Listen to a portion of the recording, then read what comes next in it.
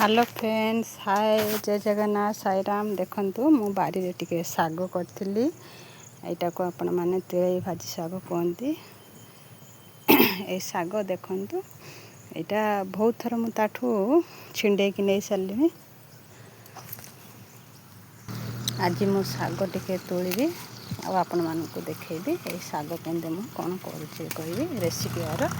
देखंतु ए साग आपण माने फ्रेश साग बारी रे मु कला साग। एटा आपण मानकु मु तोळी के देखौची। एटा पुणी जो छिंडेची साग मु पुणी से आउ थरे हे जीवो साग। ताकू पानी आ सार टिके दोथिले से साग हे जीवो।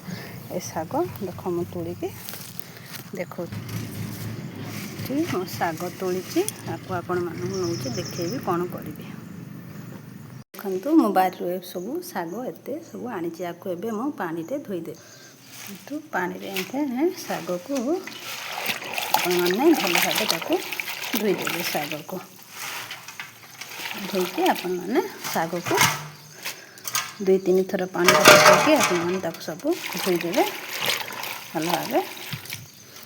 तापर चालुनी रे आपण माने छानी देबे, छानी के रखि देबे।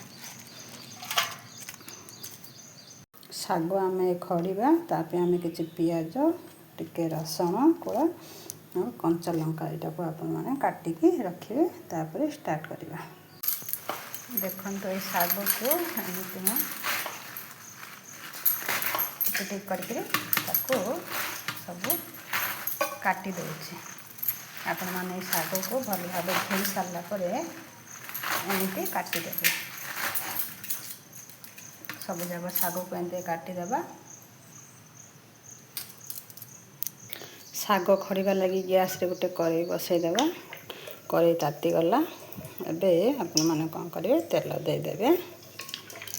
तेल टिके भल से गरम ही गला परे आपण माने अल्प सोरिष पकेबे। सोरिष भल भाबे फुटी गला परे खंड पियाज, शुखला लंका, कंचा लंका और रसुण सब को एमिति भल भाबे भाजी देबे। ये टिके लाल हो गला आपण माने साग पकेबे। एबे पियाज लाल हो गला एबे आपण माने साग एते पकेबे।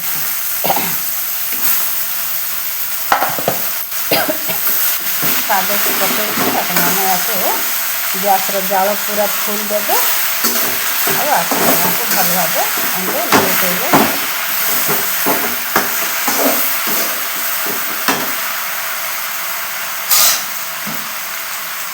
को कभर कर देबे। ये टिके सिझी जीवो। टिके कभर करी किरी आपण माने देखिबे से साग सिझीची। तापर आपण माने एते स्वाद अनुसार लूण पकाइबे। तापर पुणी याको टिके घांटी किरी कभर कर देबे। तो साग हमर ऑलमोस्ट रेडी हो गला। आपण माने गैस को बंद कर देबे। देखंतु केते लागिला मो वीडियो को आपण माने लाइक शेयर एंड सब्सक्राइब करियो भूलिबे नै। रहउची फ्रेंड, जय जगन्नाथ।